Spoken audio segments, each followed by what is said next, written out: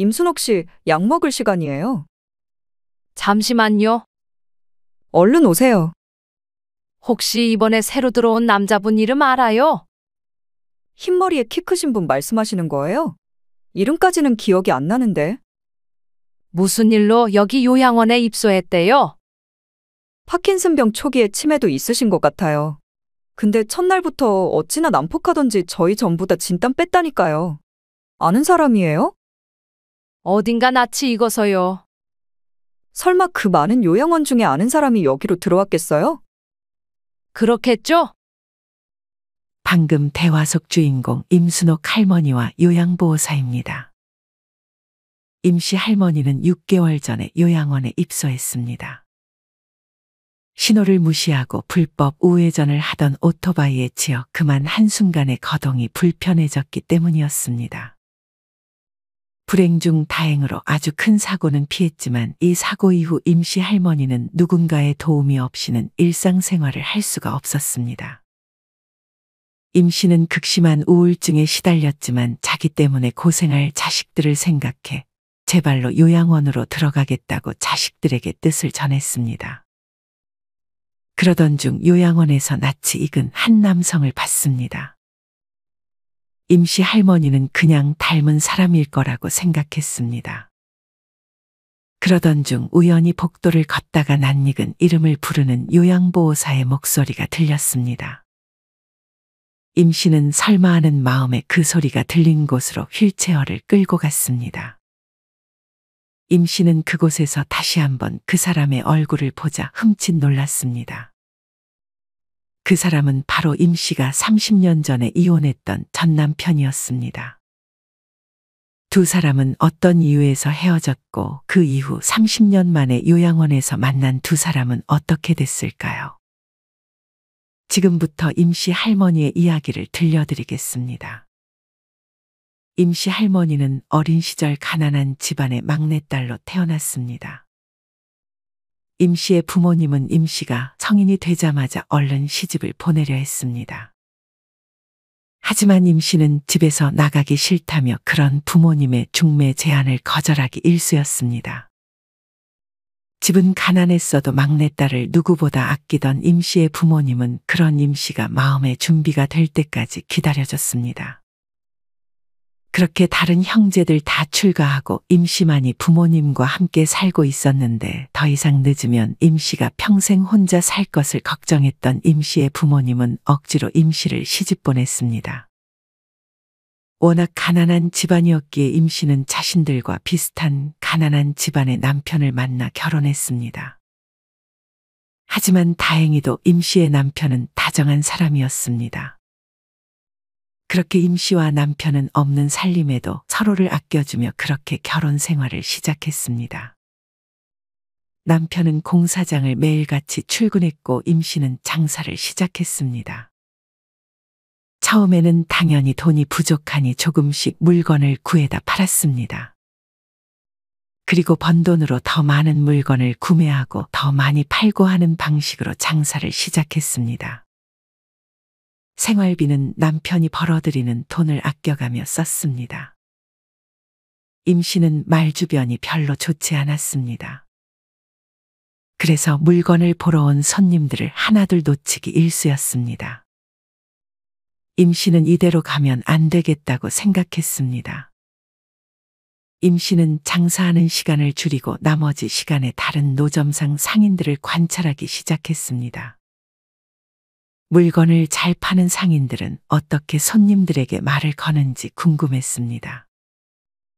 임씨는 가장 장사가 잘 되는 곳을 찾아 그 주인이 하는 말을 유심히 듣기 시작했습니다.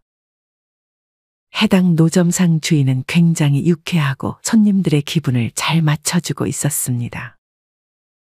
그리고 하나 살 것을 두 개 사도록 만드는 기술도 아주 탁월하게 느껴졌습니다. 임씨는 그렇게 배운 말 기술을 연습하기 시작했습니다. 그리고 쑥스러웠지만 상인들을 보며 배웠던 말들을 하나씩 따라해보기 시작했습니다. 그렇게 임씨는 노하우를 터득해서 그 주변에서 제일 물건을 많이 팔 수 있게 됐습니다. 임 씨는 그렇게 번 돈으로 작은 가게를 차렸고 그곳에서도 똑같이 장사가 잘 됐습니다. 임 씨가 나름 성공하면서 임 씨와 남편은 드디어 가난에서 벗어날 수 있었습니다. 이후 임 씨가 이 집안을 살렸다는 소식이 여기저기 퍼지기 시작했습니다. 임 씨는 자신이 자랑스러웠습니다. 하지만 남편의 생각은 달랐습니다. 남편은 점점 임 씨에게 열등감을 느끼기 시작했습니다. 이전에 임 씨는 남편과 아들과 딸 하나씩을 낳았습니다. 남편과 임 씨가 일을 하는 동안에는 임 씨의 시어머니가 아이를 돌봐줬습니다. 임 씨의 시어머니는 처음에는 임 씨가 나가서 일하는 것을 반대했지만 점점 임 씨가 성과를 내는 것을 보고 장사 체질이라고 생각해 그냥 임 씨가 하는 것을 지원해줬습니다. 임 씨가 가게를 차릴 때쯤 시어머니가 지병으로 세상을 떠났습니다. 임 씨는 남편과 얘기했습니다. 지금 내 가게가 잘 되니까 당신이 집에서 쉬면서 아이들을 돌보는 게 어때요? 임 씨는 현실적으로 남편에게 조언했습니다. 하지만 남편은 그게 또 자존심이 상하는 듯 했습니다. 이때 임 씨는 거의 남편의 수입의 3배 정도를 벌었기 때문에 남편이 쉬는 것이 합리적이었지만 남편은 주변을 의식해 망설였습니다. 남편은 임 씨의 가게를 자기가 운영하겠다고 했지만 그러면 금방 가게가 망해버릴 것을 임 씨는 직감했습니다. 결국 임 씨의 뜻대로 남편은 쉬면서 집에서 아이들을 돌보고 임 씨가 나가서 돈을 벌어왔습니다. 하지만 남편의 임 씨를 향한 열등감은 더욱 심해졌습니다. 임 씨는 그런 남편의 마음을 읽지 못하고 집에 들어왔을 때 정리가 안 되어 있거나 하면 잔소리를 했습니다. 나도 지금 노력하고 있다고. 당신만 잘났어? 내가 언제 나보고 잘났다고 했어요? 그냥 집 치우는 건 당신 몫인데 안 되어 있으니까 그런 거죠. 날이 갈수록 임 씨는 남편과 다투는 시간이 늘어갔습니다. 임 씨는 자신을 배려해 주변 사람들에게 무시까지 당하면서 집에서 살림과 육아를 하는 남편이 마음속으로는 고마웠지만 그것을 겉으로 표현하지 않았고 남편은 점점 임 씨까지 자신을 무시한다고 생각했습니다. 그렇게 임 씨의 아들과 딸이 고등학교에 올라가기 전 어느 날이었습니다. 임 씨는 그날 몸이 조금 안 좋아 일찍 퇴근을 하고 집에 들어왔습니다. 아이들은 아직 학교에서 돌아오지 않을 시간이었습니다. 원래는 남편이 집에 있어야 하는데 집안에 아무도 없었습니다. 그리고 집이 아주 더러웠고 누군가 짐을 싼 흔적까지 있었습니다. 임 씨는 열이 나서 누워있고 싶었지만 무슨 영문인지 몰라 집을 살폈습니다. 확인해 보니 남편의 짐과 집안의 살림들이 많이 사라져 있었습니다. 임 씨는 직감적으로 남편이 집을 나갔다는 사실을 알게 됐습니다. 임 씨가 몰래 숨겨두었던 비상금까지 챙기고 남편은 집을 나가버렸습니다.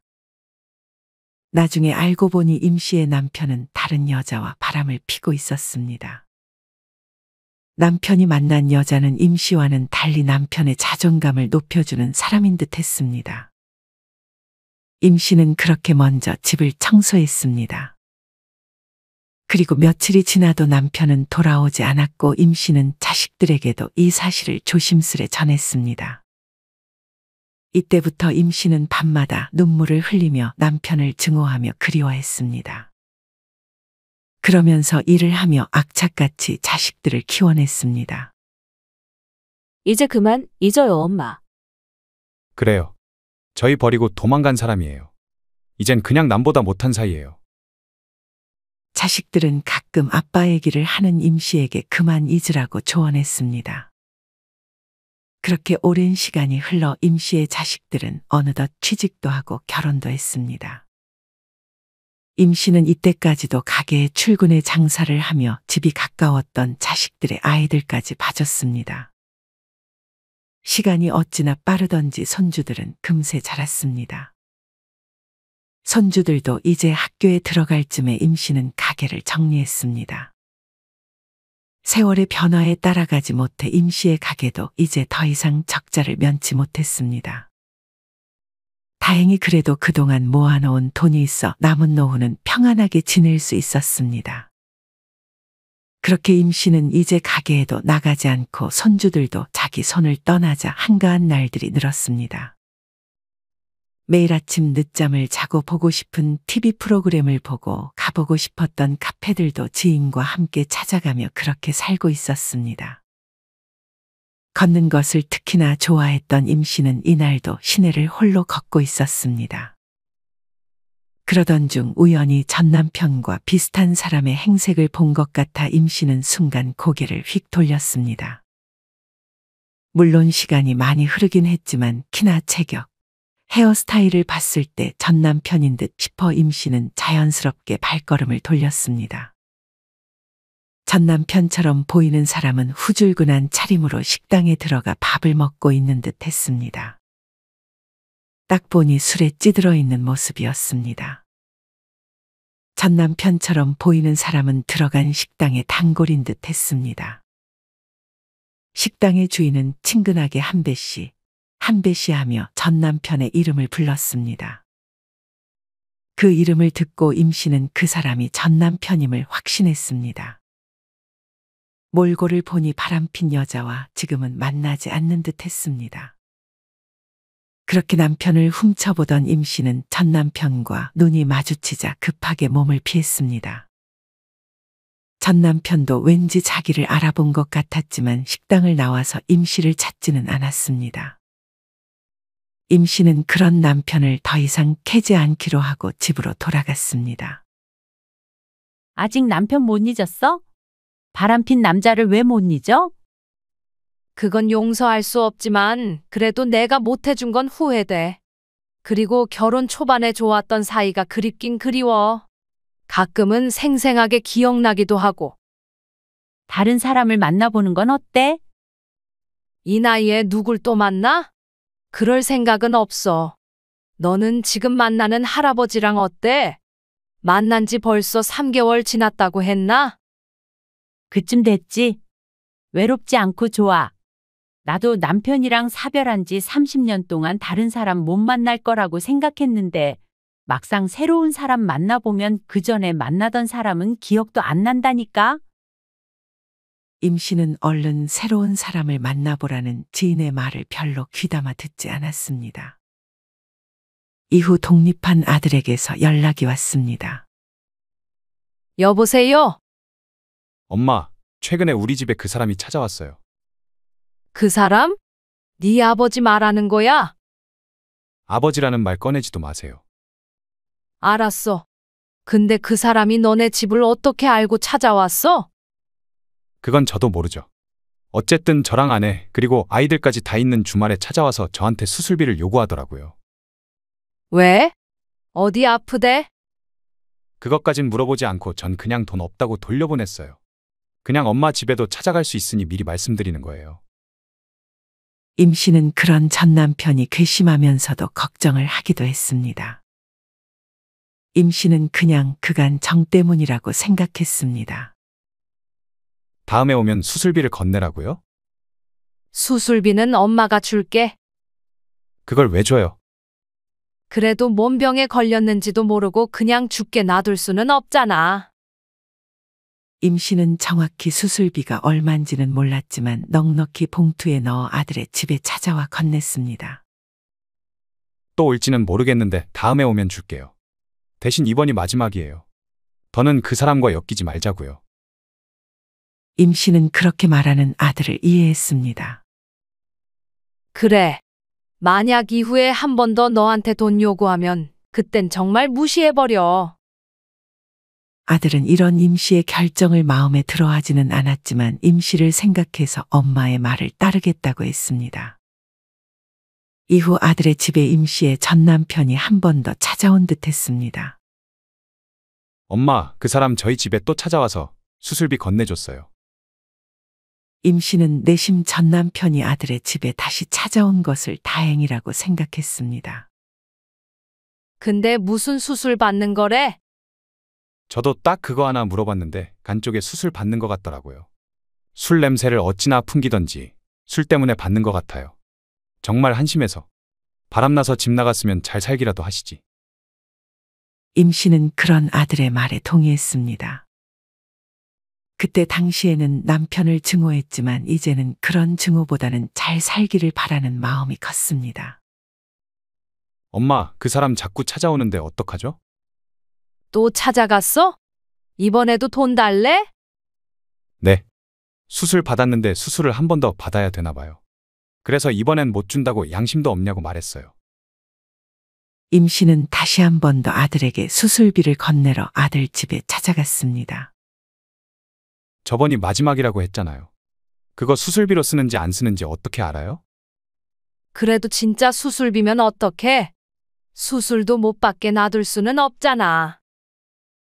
임 씨는 이번에도 아들을 설득했습니다. 결국 아들은 이번에도 임 씨의 말을 따랐습니다. 하지만 이후에는 어떻게 됐는지 전 남편이 아들의 집을 찾지 않았습니다. 임 씨는 아들 집으로 찾아가지 않은 남편을 걱정했습니다.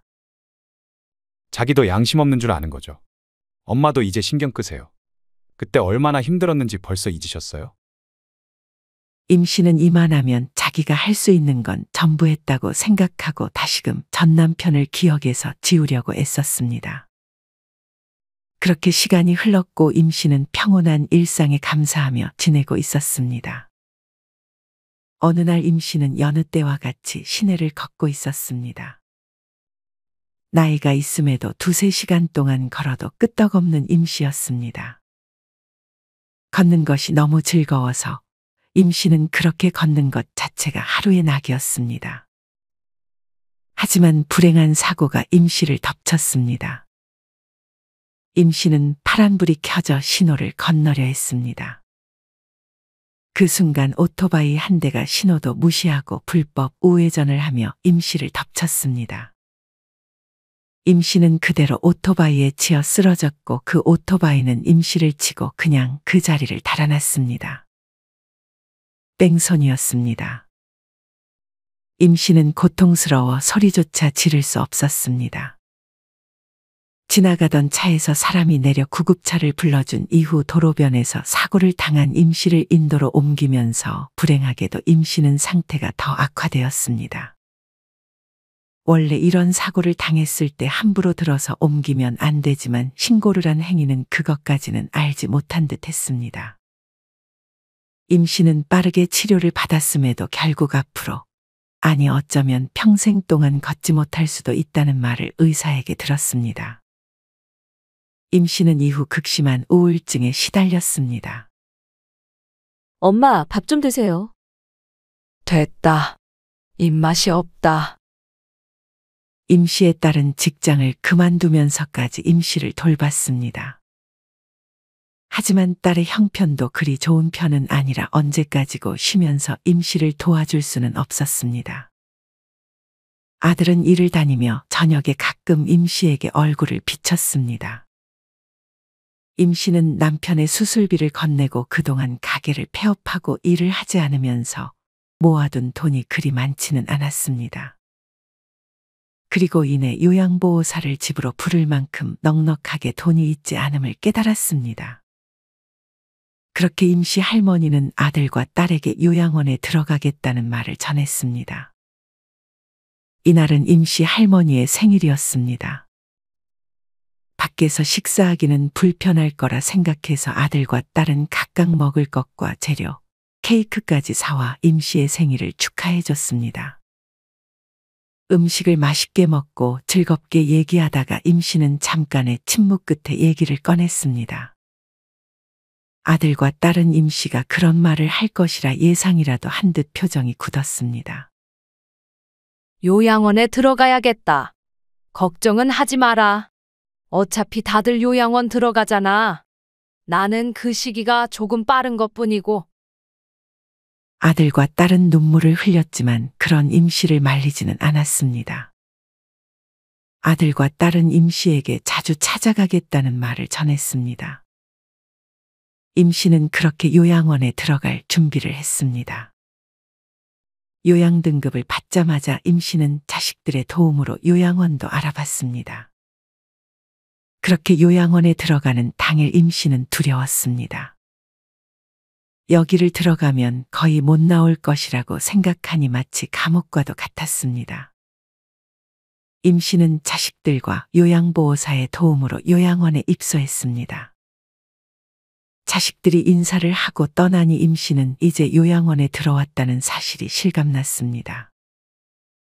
같은 방에 있는 약간 정신이 온전치 못한 할머니들과 닫힌 문, 병원에서나 볼 법한 침대들까지 임 씨는 우울한 감정이 또다시 밀려왔습니다. 임 씨는 그렇게 요양원 첫날 잠을 이루지 못했습니다. 뜬 눈으로 밤을 샌 다음 날 아침 일과가 밝았습니다. 임 씨는 피곤한 몸을 이끌고 요양보호사의 도움을 받으며 안내해준 장소로 향했습니다. 새로운 임 씨를 봤는지 굉장히 기가 세 보이는 사람이 와서 자꾸만 임 씨에게 말을 걸었습니다. 어떻게 들어왔냐? 남편은 없냐? 자식들한테 버림받았냐는 등의 이야기를 아무렇지도 않게 하는 사회성이 결여된 할머니였습니다. 임 씨는 그 할머니의 말에 대꾸도 해주지 않았습니다. 하지만 이때부터 그 할머니는 임 씨를 괴롭히기 시작했습니다. 아직 임 씨는 요양원의 분위기가 어떤지 파악하지 못하고 있었는데 뭔가 이 안에서도 무리가 존재하는 듯 했습니다. 그 할머니는 90대로 보이는 듯 했는데 80이 넘은 다른 노인들을 불러다가 임 씨를 왕따시켜야 한다는 분위기를 조성했습니다. 다른 할머니들도 자기가 타겟이 되는 것이 싫어 하나둘씩 동참하기 시작했습니다. 요양원에 있는 부모를 모시는 자식들은 당연히 자기 부모가 요양원에서 잘 지내기를 바랬겠지만 저 무리에 찍힌 부모들은 그 안에서 왕따까지 당해야 했습니다. 혹여나 요양보호사들이 임씨 할머니를 도와주려고 하면 그 모습을 계속 보고 있다가 그렇게 챙겨주지 말라고 소리를 치기도 했습니다. 엄마? 여기서 잘 지내지 그럼. 다들 좋은 사람들밖에 없으니까 걱정하지 마. 별일 없지? 그래. 벌써 끊게? 손주는 집에 없어? 알았다. 나중에 또 전화해. 임씨 할머니는 여기서 지내는 하루하루가 고통이었지만 자식들에게 이 악물고 티내지 않으려 노력했습니다. 오전에는 아침 체조를 주로 했습니다. 임씨를 왕따시키는 할머니들은 일부러 체조를 하며 몸이 불편한 임씨를 툭툭 치기도 했습니다. 아이고, 왜 거기에 있어요? 걸리적거리게. 뒤에서 킥킥대는 다른 할머니들의 웃음소리가 들렸습니다. 임씨는 아무 대응도 할 수 없었습니다. 요양보호사는 그 모습을 본 것 같지만 괜히 그 일에 끼어들고 싶어 하지 않은 눈치였습니다. 아침 체조 때만이 아니었습니다. 밥 먹기 전에는 신체 기능 훈련을 했는데 임씨가 잘 서 있지 못하자 왕따를 주도하는 할머니들은 뒤에서 키득댔습니다. 그렇게 훈련해서 임씨가 다시 걷기라도 할까봐 훈련하는 것을 방해하기도 했습니다. 도와주는 선생님은 그러지 말라고 했지만 할머니들의 고집을 꺾을 수는 없었습니다. 이런 상황을 겪지 않아도 우울했는데 이런 일까지 당하니 임씨의 정신은 날로 피폐해져 갔습니다. 임씨가 있던 요양원에는 원래 있던 사람이 세상을 떠나거나 다른 곳으로 옮겨지면서 새로운 사람들이 들어왔습니다. 매번 들어오는 사람들의 표정은 그리 좋지 못했습니다. 임씨는 그렇게 새로 들어온 사람들에게 동질감을 느끼며 잘해주고 싶었습니다. 하지만 당연히 그 모습을 왕따를 주도하는 할머니들이 곱게 보지 않았습니다. 날로 임씨에 대한 괴롭힘이 심해져 가던 그때 임씨가 머무르는 요양원에 한 남자가 들어왔습니다. 정상적으로 걷지 못했던 그 남자는 일과 중간에 합류를 했습니다. 임씨는 어딘가 그 남자가 낯이 익었습니다. 일과가 끝나고 요양보호사가 임 씨의 상태를 체크하기 위해 임 씨가 머무르던 방으로 찾아왔습니다. 임 씨는 그때 그 남자를 찾고 있느라 복도를 서성이고 있었습니다. 임순옥 씨, 약 먹을 시간이에요. 잠시만요. 얼른 오세요. 혹시 이번에 새로 들어온 남자분 이름 알아요? 임 씨는 혹시나 하는 마음에 요양보호사에게 물었습니다. 흰머리에 키 크신 분 말씀하시는 거예요? 이름까지는 기억이 안 나는데. 무슨 일로 여기 요양원에 입소했대요? 파킨슨병 초기에 치매도 있으신 것 같아요. 근데 첫날부터 어찌나 난폭하던지 저희 전부 다 진땀 뺐다니까요. 아는 사람이에요? 어딘가 낯이 익어서요. 설마 그 많은 요양원 중에 아는 사람이 여기로 들어왔겠어요? 그렇겠죠? 임 씨는 아닐 거라고 생각하고 애써 신경을 다른 데로 돌렸습니다. 하지만 임 씨는 그 남자가 자꾸만 신경이 쓰였습니다. 그렇게 어떻게든 그 남자의 이름을 알아내려고 임 씨는 다음날 그 주변을 서성거렸습니다. 요양보호사 한 명이 그 남자가 있던 방으로 들어가더니 남자의 이름을 드디어 불렀습니다. 김한배 씨, 약 드실 시간이에요. 이름을 듣고 임 씨는 확신했습니다. 그 남자가 바로 임 씨의 전 남편이라는 사실을 말이죠. 임 씨는 조용히 그 남자를 지켜봤습니다. 말이 약간 어눌한 듯 했고 어딘가를 초점 없이 응시하고 있었습니다. 하지만 헤어스타일이나 눈매 등의 생김새는 예전 모습이 아직 남아 있었습니다. 임 씨는 괜히 그런 전 남편이 안쓰러웠습니다. 그때 수술 못 받은 건 어떻게 됐는지도 궁금했고 이래저래 하고 싶은 말이 많았습니다. 들어보니 치매가 조금 진행되긴 했지만 그래도 정신이 온전한 시간들이 꽤 있는 듯 했습니다. 임 씨는 요양보호사 한 명에게만 그 남자가 자기 전 남편이라는 사실을 전하고 만날 수 있게 도와달라고 부탁을 했습니다. 하지만 규정이 있어 요양보호사는 곤란해하는 듯 했지만 기회를 보고 그렇게 해주겠다고 말했습니다. 이후 요양보호사들이 그 안에 있는 할머니 한 분의 건강이 위독해져서 정신이 없는 틈을 타 임 씨는 남편이 있는 방으로 향했습니다. 전 남편은 임 씨를 보고 알아본 듯 했지만 못 본 척했습니다. 하지만 그런 전 남편에게 임 씨는 말을 걸었습니다. 당신 김한배 씨 맞아요? 나 기억하겠어요? 임 씨의 전 남편은 그런 임 씨의 질문에 침묵을 지키다 자기가 김한배가 맞다고 말을 했습니다. 다행히 이때는 정신이 온전한 것 같았습니다. 수술은, 간 수술은 그때 어떻게 됐어요? 전 남편은 약간 어눌한 말투로 간 수술은 아들이 도와줘서 잘 받을 수 있었다고 했습니다. 아들은 이후 한 번 더 자기를 찾아온 아버지에게 그냥 수술비를 건네줬다고 했습니다. 원래는 와도 안 주려고 했지만 사실 아들도 아버지가 어릴 때는 자기에게 잘해준 것을 잊지 않은 듯 했습니다.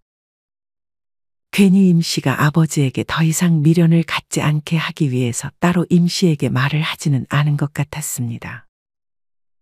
그 이후로 어떻게 지냈어요? 임 씨는 그동안 무슨 일이 있었는지 전 남편에게 물었습니다.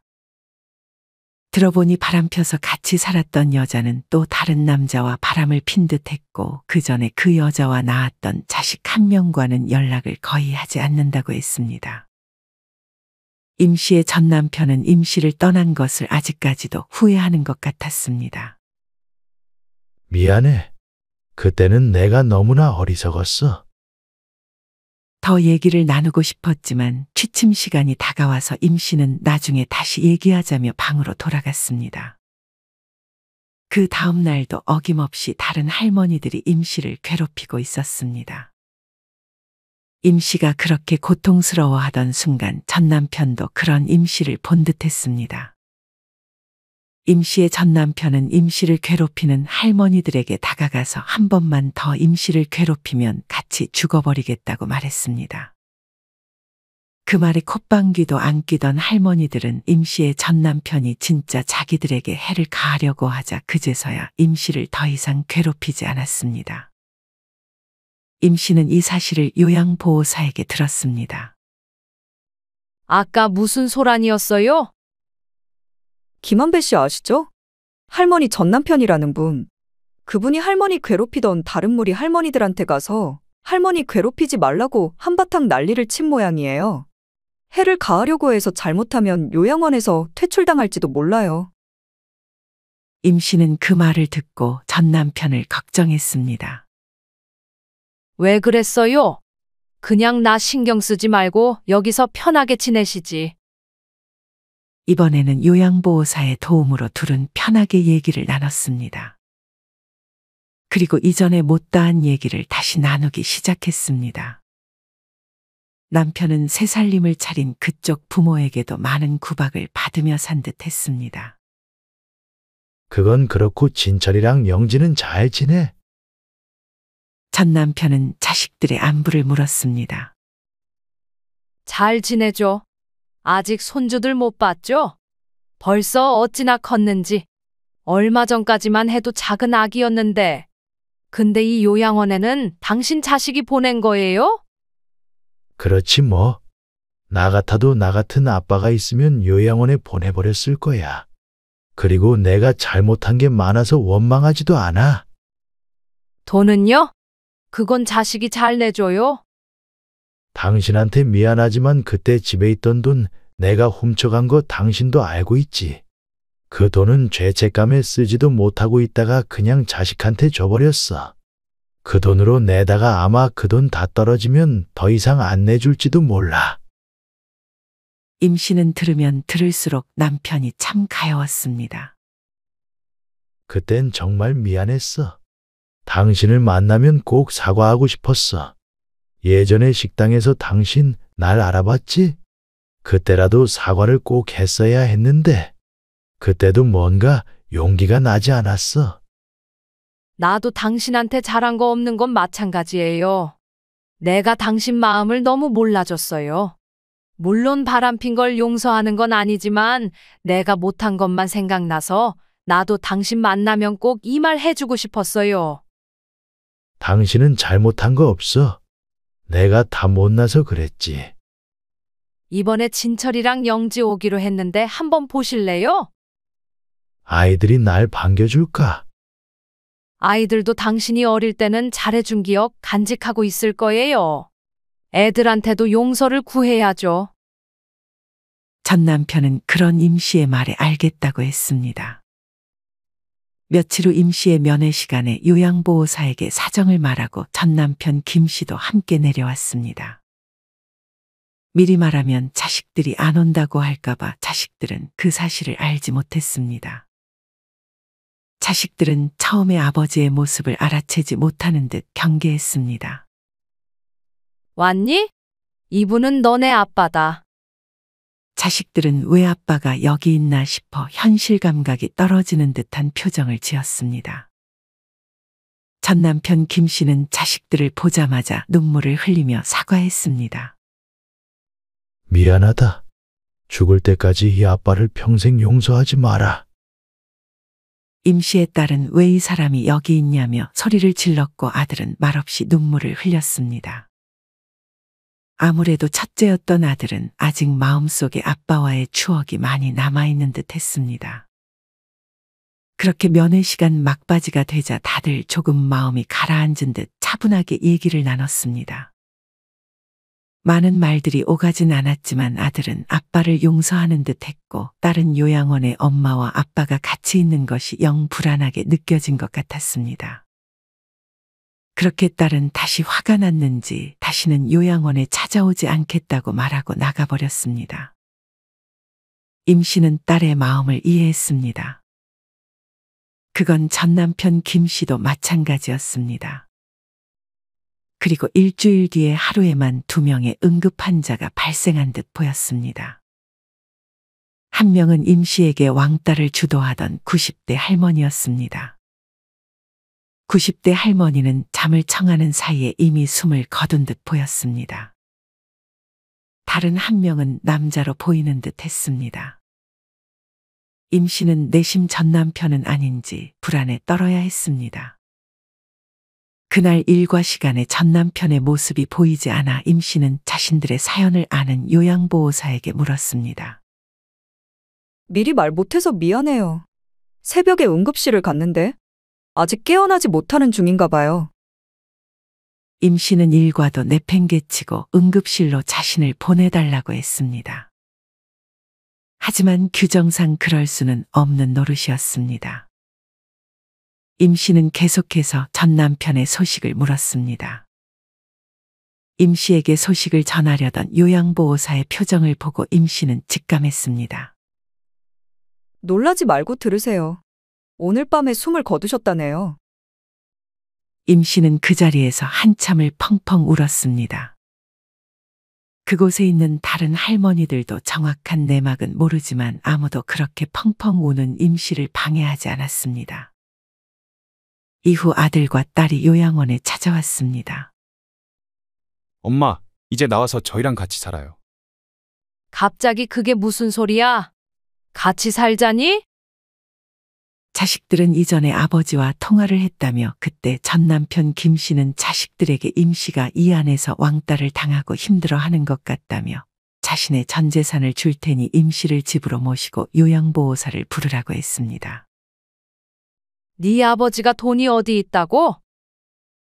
사실 전 남편 김 씨는 바람핀 여자와 낳은 자식에게 재산을 다 주지는 않았고 혹시 몰라 통장에 돈을 아무도 몰래 남겼다고 했습니다. 임 씨를 혹시라도 만나게 되면 나중에라도 임 씨에게 도움을 주고 싶은 마음에 돈을 모았던 것이었습니다. 이 돈으로 수술비를 낼 수도 있었지만 왠지 그 돈만큼은 건들지 않고 싶다는 생각에 수술비는 아들에게 부탁했던 것이었습니다. 전 남편 김 씨가 자식들에게 건넨 돈은 엄청 큰 금액은 아니었지만 요양보호사를 부르기에는 꽤 충분한 돈이었습니다. 왕따 당하는 일 있었으면 저희한테 말씀하셨어야죠. 그거 알게 된 이상 아내 모실 수도 없어요. 그렇게 임 씨는 자식들과 요양원 퇴소 절차를 밟고 다시 밖으로 나왔습니다. 아직 혼자 걷기는 무리였지만 그래도 이전보다는 몸도 조금 괜찮아졌습니다. 임 씨는 아버지의 소식을 전하며 장례식을 치르자고 자식들에게 뜻을 전했고 딸은 반대했지만 결국 임 씨와 아들에게 못 이겨 같이 장례식을 치렀습니다. 비용은 임 씨가 가지고 있던 목돈으로 치렀습니다. 그렇게 전 남편을 보내고 임 씨는 이제 남편에 대한 마지막 기억이 전 남편이 도망갔던 기억 대신 요양원에서 나눴던 좋은 기억들이었습니다. 이 기억들을 간직한 채 임 씨는 가끔 남편을 추억하며 남은 여생을 평안하게 지내고 있습니다. 여러분은 이런 임 씨의 이야기를 어떻게 들으셨나요?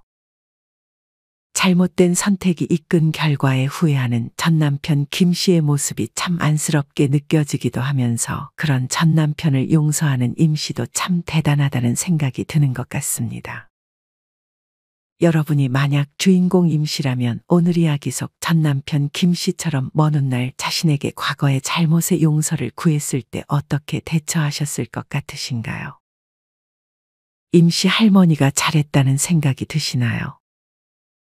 이와 관련하여 여러분의 자유로운 생각들을 댓글로 남겨주세요. 이상으로 오늘의 영상을 마치겠습니다. 우리 모든 구독자분들의 행복한 여생을 응원합니다. 다음에 더 흥미로운 이야기로 찾아뵙겠습니다. 감사합니다.